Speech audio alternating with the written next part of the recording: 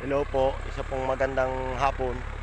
Sa kasalukuyan po, tayo po nga dito ngayon sa akin pong isang patay na iman. Sa mga oras pong ito, kami po ngayon ay nagpapaarado. Isa pong maraming salamat sa ating pong minamahal na Chairman Dayo Agapa. Yan, makita po nyo. Siya po ay nagtatraktura.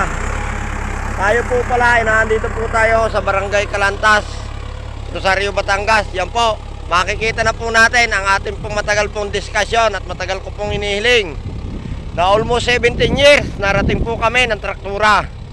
Ito po ang sinasabi ko po sa inyo na kahit po kami nasa kabundukan, kaya rin naman po kaming ahunin ng traktura yan.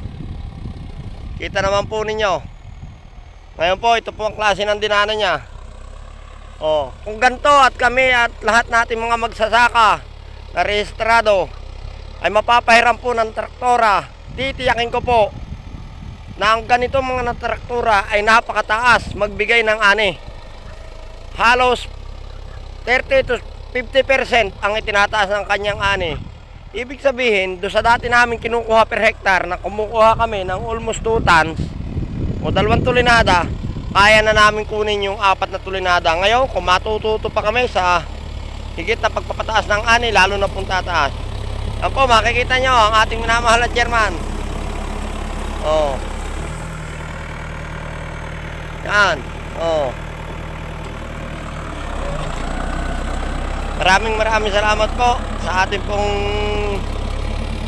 pong minamahal na Tita Beni, kay Director Fidel Bibaw, kay Madam Soyla,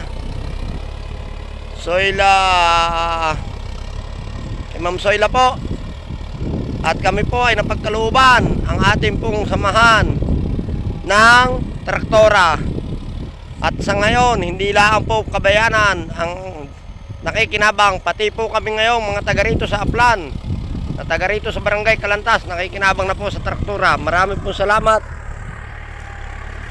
Ang inyong katambay na magsasaka, si Kuya Manuel Laracas. Maraming salamat.